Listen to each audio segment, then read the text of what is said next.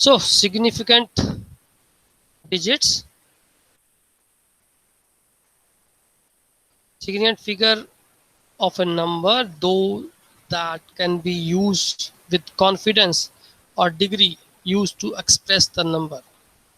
We have certain rule. First rule is the non-zero digit are considered significant. Like in your number 91, we have two significant digits as both are non-zero.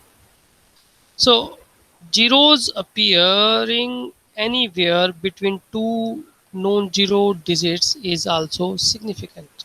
Like in 100 and 1.12. So we have five significant digits here. Leading zero are not significant. That means a zero before non-zero number, before first non-zero digits are not significant. Like in 0.00052, we have only two significant digits. So trailing zeros following a decimal point are significant. Means after decimal point, zeros are significant if it is after non-zero digit, right? So it is 12.2300. So this 12.2300, all six are called significant digits in this. The zeros are also significant because it come after non-zero elements and after decimal. So 4.50. So these are also three significant digits. 65.1 three significant digit, and this one 0.230 is also significant. So we have few rules to check the whether significant, how many significant digits we have. One more rule is trailing zeros in large number without decimal point is not significant. Like in 4300, last two zeros are not significant here. So one simple example, 43, two significant digits, 4300 because large number hai without decimal, so last two zeros are not significant here. And in this year 4300 decimal zero dot zero, so these zeros are before your significant, sorry, before your decimal, so these four are called considered significant zero. This zero is not significant because after decimal significant zeros are only those are came after the non-zero elements. So we have no non-zero element in decimal, so this is not significant zero. So after decimal, after non-zero, we have two zeros. So all these two zero, including 4, 3, are all significant. For total four significant number this has. So here we have three significant. Here we have only two significant digits.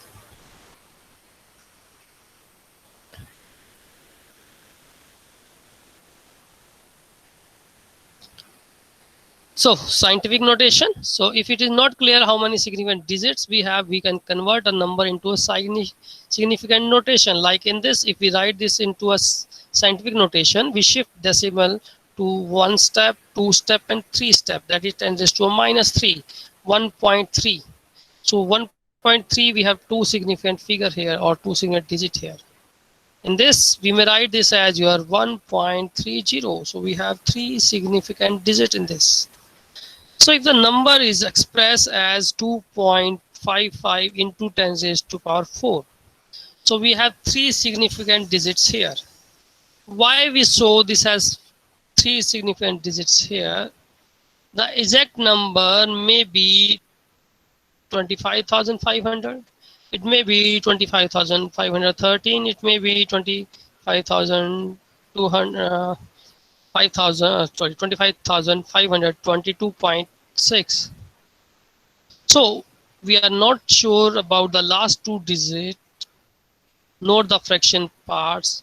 So that's why we say here significant digits are three only.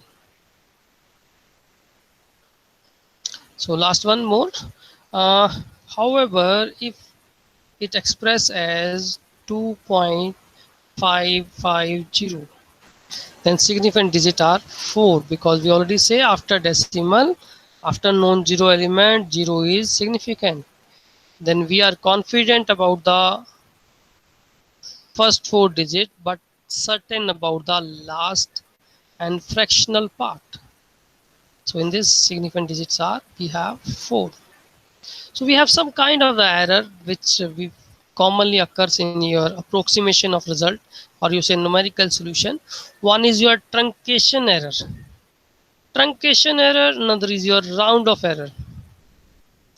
Truncation error, we once we have the some sequence or series, we say we assume only up to third part of that series. We may include up to 4 part of the series. So we eliminate remaining series, that is called truncation error. Round off error, we know that when the number having limited significant figure are used to represent the exact number, means we may represent number up to 2 decimal by using round off second digit from the third decimals. So that's why some error occur called round off error. So first we discuss round off error, like your number pi e under 7 cannot be expressed as fixed number of significant figure. So we may use some approximate value of these. So that's why it is called the round off error. Always come in these cases. Computer use a base 2 representation.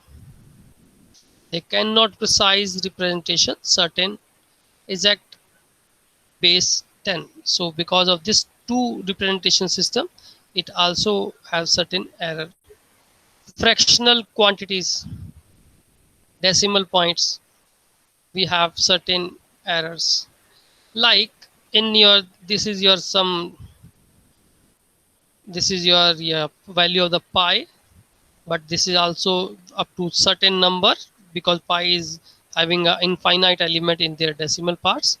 So if we may write this into a 7 significant digits, so this is 1 2 3 4 5 6 7, this up to here we say 7 digits cover. So two thing is possible. We may directly eliminate this and write 9 2 as a last. This process is called chopping, in which we eliminate 8th onward significant digit. But if we round off by checking 8th digit, 8th significant number, if it is more than 5, so we add 1 in your 2. So if here it is 6, so we add 1 here, so it is 3. Now this is called the round off. So this is called the round off. So because of this, exact value is not this one. This is just round off number up to 7 significant digit. We say it is not means 7 decimal. It is 7 significant digits, right? So in that case, some errors, because there is some difference between the actual value of pi and up to 7 significant digit. There is some difference between the value. That difference creates some error. So that is called the round off error. Now truncation error. So we know that the mathematical expression e raised to x up to n decimal is this one. So normal in calculation, we say we take the up to x raised to 3 and we remove these terms, higher order terms. So we consider only these values. So we consider up to x raised to 3 power. So they have some error occurs because x is more than this x dash. So how much more than that is difference is called the truncation error we have. So we got some error that is called the truncation error, and this is type of algorithm error. Algorithm error because we say ki we use this exponential up to certain number of terms. Inherent error.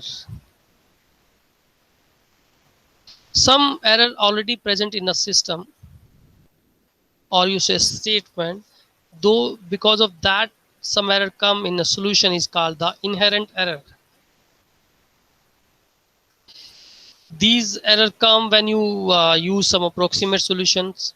Sometimes you follow the table according to question, you follow the calculators, because every calculator has some fixed number of digits on their screen. So that is the limitation of that calculator.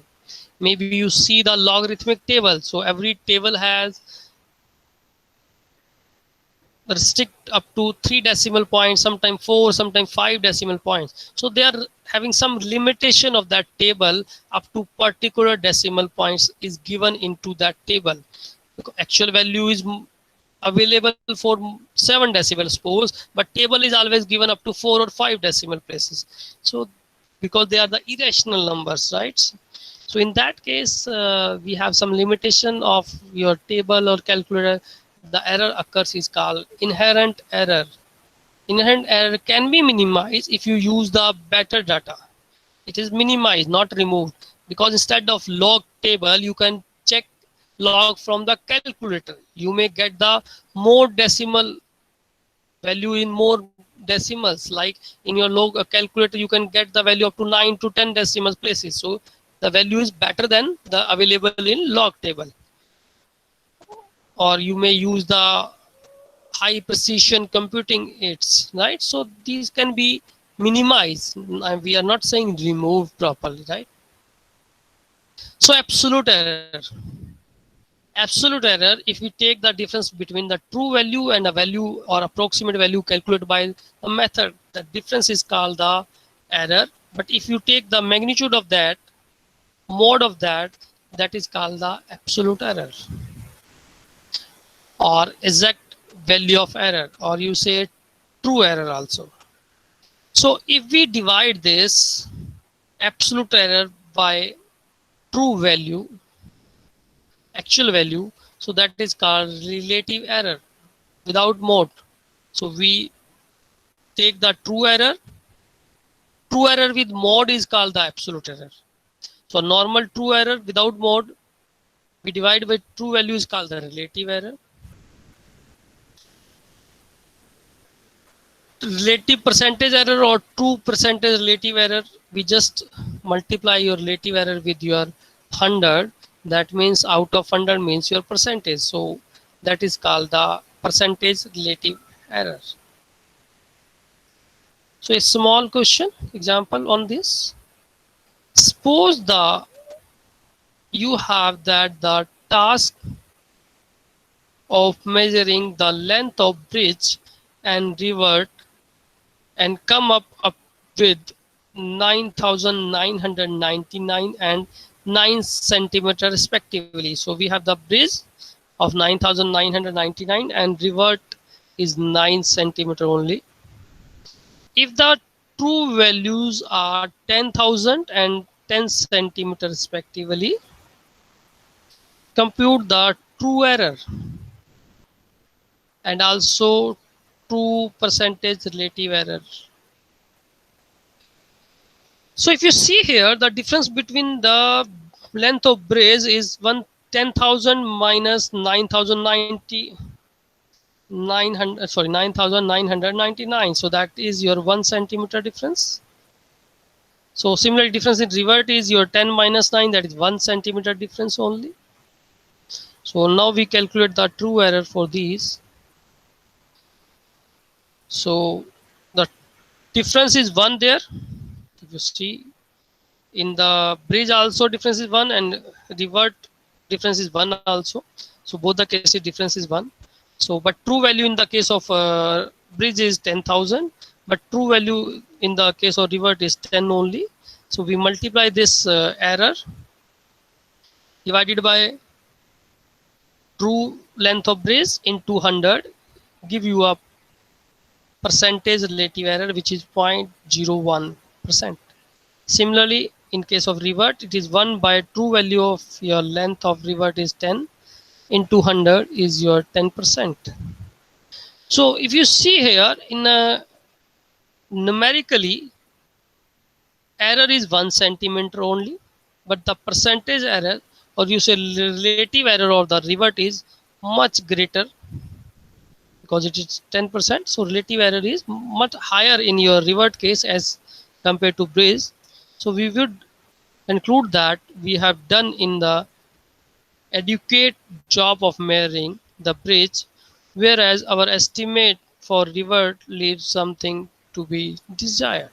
So that conclude is key for the same error, you may have the different percentage error. So if percentage error is more, so your error you say is more on the same value itself, right?